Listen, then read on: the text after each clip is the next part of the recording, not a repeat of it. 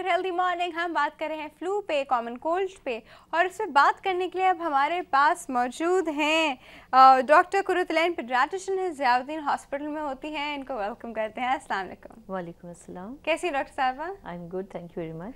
अच्छा डॉक्टर साहबा, हम लोगों ने इसलिए पेडियाट्रिशियन का सोचा क्योंकि बच्चों में बहुत ज़्यादा फ्लू और कोल्ड का इशू रहता है। सारा कुछ छींकते रहते हैं, मतलब छींके ना भी तो उनकी नाक रेड रहती है, नाक बहती रहती है बच्चों की। तो क्यों होता है ऐसा बच्चों में बहुत ज़्यादा? एक्चुअली बच्चे इट डिपेंड्स कि कौन सी एज ग्रुप में आप करेंगे। वैसे तो नॉर्मली 6 इयर्स तक ये इशू ज़्यादा होता है, कॉमनली ये ज़्यादा होता है, लेकिन फर्स्ट ईयर ऑफ लाइफ में बहुत ज़्यादा होता है इन्फेंसी में। और उसमें एक वजह होती है कि इम्यूनिटी जो होती है उन बच्चों की लो होती है, and viruses are in the air, और ये कांटेक्ट से इन्फेक्शन लगने वाली है। और बड़ों में ये कि वो सिम्टम्स कंपैरेटिवली कम होंगे, लेकिन बच्चों में वो सिविरिटी जो होती है सिम्टम्स की वो ज़्यादा हो जाती है। So all the time they would be having flu and repeatedly उनको हो रहा होता है। तो ऐसे में we definitely think about viral infections first and then we would think about bacterial. तो बैक्टीरियल इतनी कॉमन नहीं होते, इसमें वायरल इन्फेक्शंस होते हैं। अच्छा, वायरल इन्फेक्शन होता है। तो बच्चों में बैक्टीरियल नहीं होता, उनको एंटीबायोटिक देनी पड़ती है। उनको फिर फ्लू के साथ क्या होता है? Chest infection? नहीं, that is a secondary bacterial infection.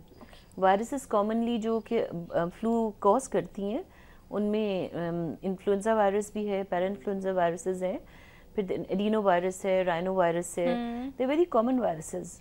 Normally they cause symptoms 3 days का, 4 डेज का, एट द मोस्ट 5 डेज का होता है, and then settles down by itself. But the parents not willing to wait for that long. अगर हम कहते हैं कि आप 3 डेज वेट कर लें and the symptoms will regress, ख़त्म हो जाएंगे, कम हो जाएंगे, and the child will get better, तो जो पेरेंट्स इस बात को अंडरस्टैंड कर लें तो बच्चे के लिए बहुत अच्छा हो जाता है। अच्छा, बच्चे को बार बार एंटीबायोटिक देना भी कोई इशू है? बिल्कुल भाई, माएँ बहुत परेशान होती है, नहीं मैं इतने छोटे बच्चे को बार बार दवाई नहीं दे सकती। देखिए जहाँ रिक्वायर्ड है वहाँ तो एंटीबायोटिक जो है उसका कोई रिप्लेसमेंट नहीं है, it's the best thing ever. लेकिन जहाँ रिक्वायर्ड नहीं वहाँ बेवजह देना जो है वो तो कोई उसका कोई फ़ायदा नहीं है।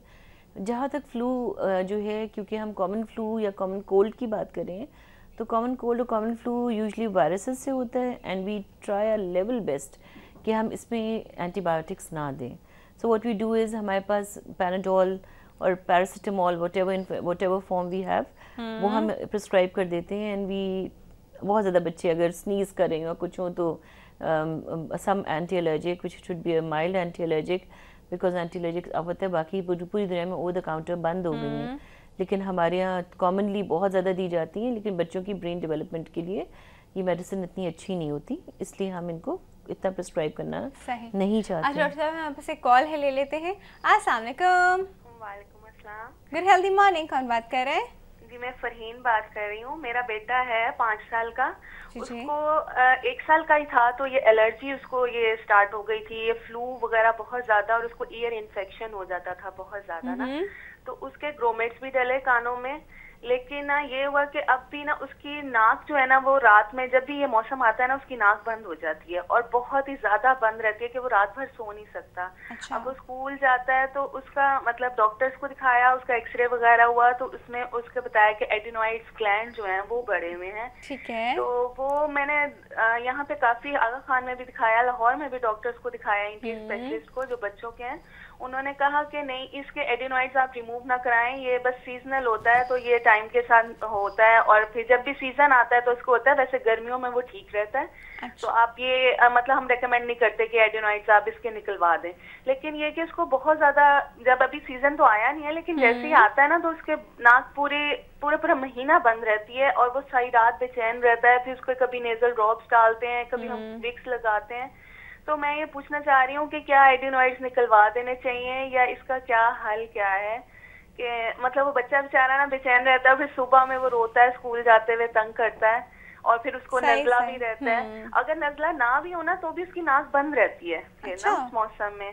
अगर ये भी नजला नहीं भी है फिर भी उसकी नाक बंद रहेगी, और ये फिर जाके मई में जाके उसका ठीक होना शुरू होता है ये ना सारा मसला ना, कि मई जब आता है तो फिर वो बेटर होना शुरू होता है। और उसमें बुखार उसको 2 दफा होता है, ये कि बुखार नहीं होता लेकिन वो बेचैन रहता है बहुत ना, पूरा सीजन जो है ना वो बेचैन रहता है। ठीक है, इसका प्लीज कुछ बताइएगा। चलिए हम इस पे बात करते हैं। ठीक है जी, thank you so much for calling.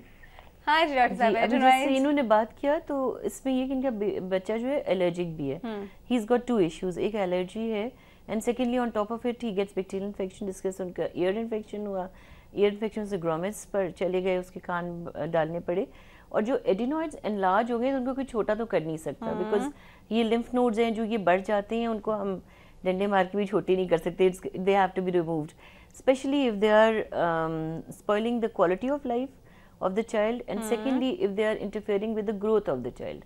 अगर बच्चा जो है उसकी ग्रोथ ख़राब हो रही है, वो किसी वजह से वज़न नहीं बढ़ा रहा, और या रात को स्नोर करता है, या वो घबरा के उठ जाता है और सो नहीं सकता, सांस नहीं ले सकता, तो ये तो बहुत बड़ी इंडिकेशन है जिसपे एडिनॉइडेक्टमी रिकमेंडेड होती है। अच्छा। And if she goes to a good ENT specialist, I am sure that person is going to help her. And वो करवाने के बाद 100% गारंटी नहीं है कि नाक नहीं बंद होगी, नाक बंद हो सकती है, लेकिन उसके लिए ये कि long term anti allergic for good 6 months मोंटिलुकास्ट वगैरह जो आती है, इनको हम दे सकते हैं। अच्छा। एंड मे बी 6 months से बाद लोग ईयर पे भी जाते हैं, कुछ जिनको बहुत ज़्यादा ये पेरिनियल जिसको हम कहते हैं। अच्छा डॉक्टर साहब, ये चीज़ नहीं हो सकती कि वक्त के साथ ये चीज़ ख़त्म हो जाती है बच्चे में? नॉर्मली 6 years पे जो है 60% जो लोग होते हैं, बच्चे होते हैं, ठीक हो जाते they become good, like they उनकी जो एलर्जी का कंपोनेंट था वो खत्म हो जाता है। मोस्टली इट 60% में, 40% में we can't comment, so we don't know. Naturally वो बच्चे जो कि छोटे होते बहुत ज़्यादा हो रहे होते हैं, with the passage of time age के साथ साथ कम होता चला जाता है उनका सारा जो रिपीटेड आ रहे होते हैं एपिसोड्स, उनको हम समझते हैं कि वो बच्चे जो होंगे डेफिनेटली इंशाल्लाह आउटग्रो कर जाएंगे इस डिज़ीज़ से। लेकिन जिन बच्चों की सिविरिटी बढ़ जाती है या बहुत ज़्यादा हो जाता है, उनको हमें और ज़्यादा पेरेंट्स को हम बहुत सोच समझ के कहते हैं कि ठीक है, we are just looking at it, maybe ये सबसाइड कर जाए, maybe the passage of time settle हो जाए। ठीक है। अच्छा डॉक्टर साहब, वक्त तो एक छोटी सी ब्रेक का भी है, कहीं मिल जाएगा, हम अभी वापस आते हैं।